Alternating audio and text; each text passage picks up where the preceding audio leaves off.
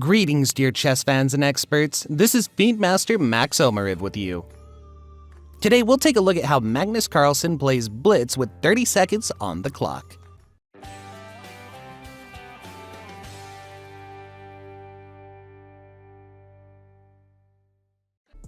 This game was played at breakneck speed, so I'll comment on it as lightning fast as Magnus plays here. And by the way, he plays against his now former manager, FIDE Master Espen Agdestein. So will 30 seconds be enough for him or not? Let's see. Here we have the King's Gambit. Magnus is down a pawn, but he attacks the F file and captures the center. He takes G5, but loses the D4 pawn. Here I slowed down a bit so you can better see what's happening on the board. He plays very fast. Magnus takes the queen on D6. Queens exchange. Magnus has two bishops, but he's without a pawn. Can he do anything with this few seconds? So he takes the bishop and the H7 pawn. One pawn is already won back. Material is level, plus Magnus has the advantage of two bishops. He wins a pawn, blunders on F7, and Magnus decides to go for the rook ending. Takes on E5, gives up a pawn on F6, but clings to the F pawn. He has an extra pawn plus a good rook. The opponent's F4 pawn is weak, and now he convoys a passed pawn to promotion. Magnus has 10 seconds left. You can see the clock in the upper left corner. Rooks come off, but the pawn ending is, of course, 1. Will 6 seconds be enough for Magnus? 5 seconds? 4. Look at how many moves he manages to make in a second. 3, 2, come on Magnus, move that pawn. 1. No, Magnus is out of time. 30 seconds wasn't enough to beat the FIDE Master. Now let's analyze how well Magnus played. It started with the King's Gambit, which is now very rarely played, especially the one that was played by Magnus Carlsen.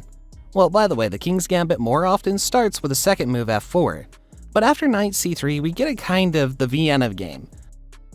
But in this case the bishop is moved to C4 first. But here Magnus immediately played F4 and we essentially got the King's Gambit.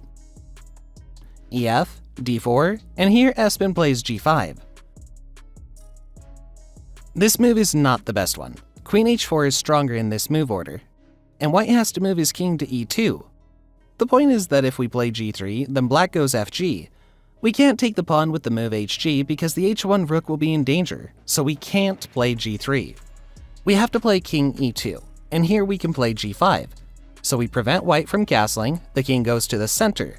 But in fact, objectively, this is not a very good position for white here. But it will do for a blitz game. But after G5, Magnus Carlsen just gets a small advantage here. He takes G5, gives up D4. By the way, Carlsen plays brilliantly. He raised the move knight F6 in seconds. I'm sure he didn't know how to play here. E5. The move is not the best here. The F6 pawn was in danger, but there were better ways to protect it. He could play bishop D2. The point is that we develop the bishop, and on queen takes F6, we just play bishop C3, and there the rook on H8 hangs. So we can't take the pawn on F6, and the move bishop D2 is much better than E5. It was a bit inaccurate of Magnus, playing E5 here. But nevertheless, he takes D6, queens exchange, bishop D2, long castling, and bishop C3. Here's the second inaccuracy. It was more accurate to play bishop A5, attacking the rook, and after B6, bishop B4. The D6 pawn hangs, and black just loses it. White has 2 hits. Black has no defense so far, and of course he loses it. That was the second inaccuracy in the game, and that's it. The rest of the game Magnus played just brilliantly. Here Espen blunders the H7 pawn. He could avoid it by playing bishop takes F3 and H5, and here we have a roughly equal position. Then black plays H4. Black has an extra pawn, but white has 2 bishops, and they make up for the missing pawn. Well, after rook E8, we have material equality, and further, Magnus makes such a sacrifice of bishop takes F7.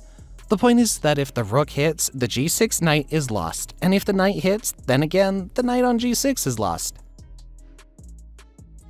So here Magnus has already won a pawn and then used it just great. Everything was just perfect.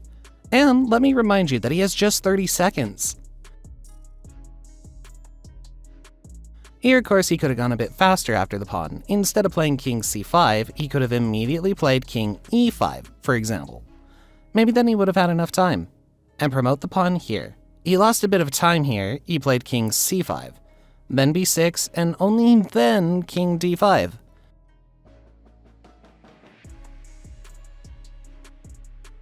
In general, his moves were not quite good here. It was better to move like this, because here black would have spent time on the move king b6.